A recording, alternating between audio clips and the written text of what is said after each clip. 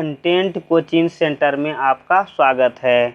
आज हम लोग पढ़ेंगे मानव पाचन तंत्र के अंतर्गत आहार नाल का एक महत्वपूर्ण भाग छोटी आंत के बारे में। आज हम लोग छोटी आंत के बारे में जानकारी प्राप्त करेंगे। छोटी आंत का आकार क्या है, इसकी लंबाई, चौड़ाई और उसके कार्यों के बारे में पढ़ेंगे। तो पिछले पार्ट में हम अमाशय के बारे में, जीभ के बारे में, दांत के बारे में, लैरिंक्स फेरिंक्स के बारे में ये हम जानकारी प्राप्त कर चुके हैं, जो कि अलग अलग वीडियो में बताया गया है। तो और सभी वीडियो में आप इसकी जानकारी प्राप्त कर सकते हैं। तो थोड़ा सा हम पहले इसके पार्ट के बारे में जानकारी प्राप्त कर लेते हैं। तो ये देखिए, ये है हमारा मुख गुहा, जो कि पहले भी बताया जा चुका है। और ये है हमारा ग्रास नली, ये इसी से भोजन आता है। और ये हो गया अमाशय, ये हमारा हो गया अमाशय। उसके बाद ये क्या है, तो ये है लीवर यानी यकृत, ये हो गया स्टोमक यानी अमाशय। और उसके बाद ये देखिए, ये जो मोटा करके चारों तरफ से ऐसे घुमा हुआ इधर से दिख रहा है, ऐसे देखिए, ये हो गया बड़ी आंत। तो छोटी आंत कहाँ है, तो ये है छोटी आंत यानी छोटी आंत। ये देखिए इस तरह से पूरा घुमा फिरा हुआ, इस तरह से एक नली के रूप में, एक पाइप के जैसा ये लंबी नली के रूप में होता है छोटी आंत। तो छोटी आंत देखते हैं कि इसकी लंबाई क्या है। छोटी आंत की लंबाई जो है 6 मीटर होती है। छोटी आंत की लंबाई 6 मीटर। अब हम देखते हैं कि पूर्ण रूप से जो आहार नाल की कुल लंबाई कितनी है। तो आहार नाल जो स्टार्ट होता है मुख गुहा से शुरू होकर, मुख गुहा से शुरू होकर ये जो है कि मल द्वार तक फैला होता है। और इसकी कुल लंबाई यानी आहार नाल की कुल लंबाई 8 से 10 मीटर तक होती है। उसमें सिर्फ छोटी आंत की लंबाई 6 मीटर होती है। यानी कि आहार नाल का सबसे लंबा भाग कौन है, तो वह है छोटी आंत। आहार नाल का सबसे लंबा भाग छोटी आंत, ये याद रखना है, छोटी आंत है।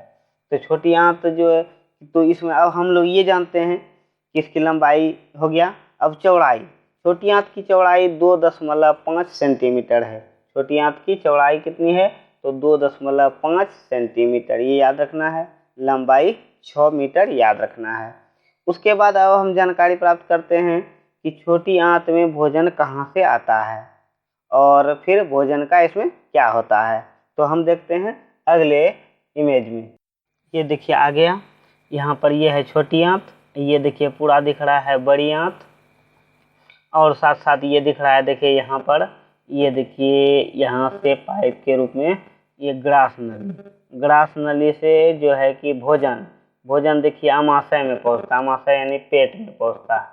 पेट से देखिए ये जुड़ा हुआ भाग यहाँ देखिए नजर आ रहा है। ये देखिए माउस पर नजर डालिए, ये देखिए ये जो है जुड़ा हुआ, यही है, यह है छोटी आंत का। छोटी आंत ही अमाशय से जुड़ा हुआ रहता है, वही इधर आकर के ऐसे घुमा हुआ है और एक लंबी नली के रूप में है।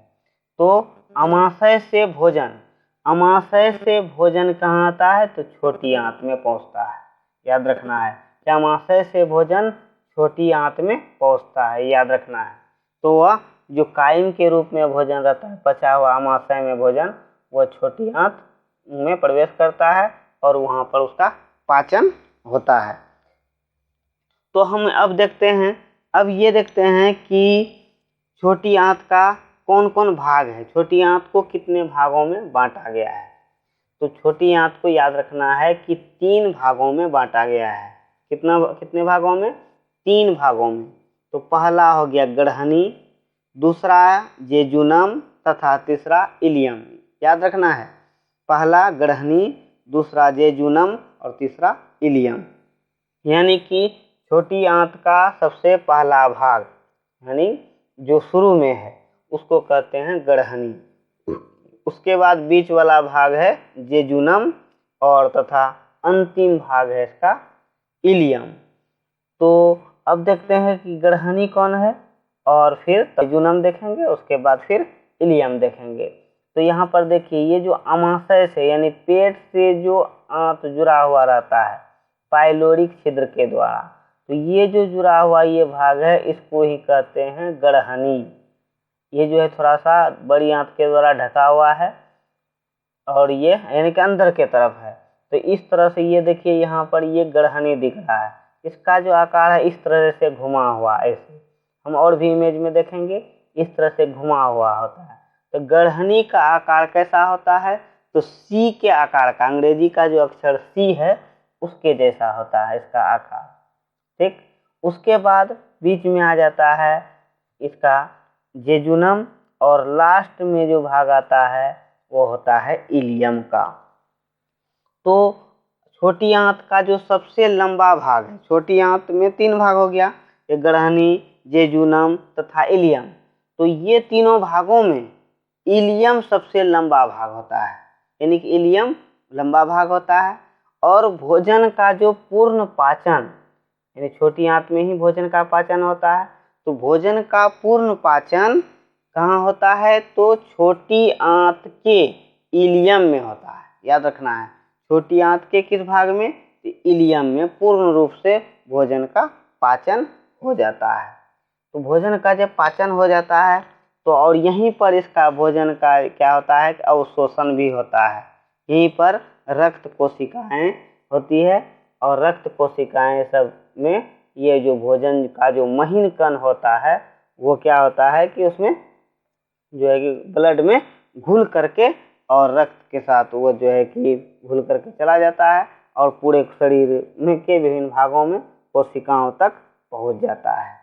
तो इस तरह से भोजन क्या होता है कि पूरे हमारे शरीर में चला जाता है। तो हम आगे देखते हैं कि अब भोजन कैसे पचता है। छोटी आंत में जो भोजन का पूर्ण पाचन होता है वो कैसे होता है, तो यहाँ पर देखिए कि भोजन जो है कि कुछ पाचन तो अमाशय में हो जाता है, प्रोटीन का अमाशय में विखंडन हो जाता है, वसा का आंशिक पाचन हो जाता है। अब देखते हैं कि अमाशय यानी पेट से जो कुछ पचा हुआ और भोजन और महीन कण के रूप में जो कि कायम होता है, कायम जो आंत में आता है, तो यहाँ पर आंत में ये कैसे पचता है और इसमें पचने में कौन कौन इसमें सहायता करता है। तो देखिए, जब भोजन अमाशय से यहाँ कहाँ आता है, तो यहाँ ये जो है पाइलोरिक छिद्र के द्वारा छोटी आंत में आता है। तो छोटी आंत का जो ये शुरू वाला भाग है, ये जो गड़हनी है, ये गड़हनी में क्या होता है कि इसके गड़हनी के बीचों बीच क्या होता है कि यहाँ पर एक छिद्र के द्वारा लीवर से बहुत सारे वाहिनी निकल करके यहाँ पर इसमें जो है कि छोटी आंत के गड़हनी में प्रवेश करता है, और साथ साथ यहाँ पर अग्नाशय होता है, पेनक्रियाज जिसको बोलते हैं। पेनक्रियाज का चित्र इसमें नहीं है, और हम अगले इमेज में पेनक्रिया को भी देखेंगे और अलग से वीडियो भी में समझेंगे। तो पेनक्रियाज यानी अग्नाशय और यकृत दोनों की जो वाहिनियाँ होती है वो आकर के छोटी आंत के गड़हनी में आकर के मिलती है, यानी छिद्र के द्वारा उसमें जो है कि गड़हनी में प्रवेश कर जाती है। तो लीवर के द्वारा जो पित्त का स्राव होता है, लीवर के द्वारा जो पित्त का स्राव होता है, तो वो पित्त मूल पित्त वाहिनी से गड़हनी में आके गिरता है।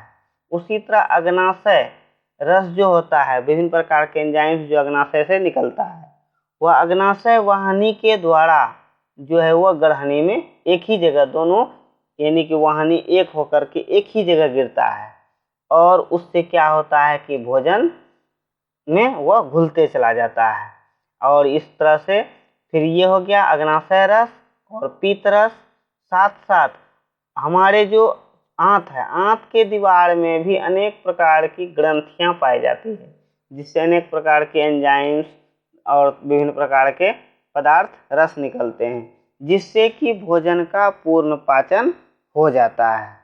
तो अब हम जो है कि इस तरह से ये समझ गए कि भोजन के पाचन में छोटी आंत में जो पचता है तो उसमें यकृत रस यानी लीवर का रस, साथ साथ अग्नाशय रस और आंत रस, ये तीनों रस मिल करके आंत में भोजन का पूर्ण पाचन करता है, और इससे कि पूर्ण पाचन हो करके और वो जो एक महीन कण के रूप में बन जाता है वो भोजन कहलाता है चाइल।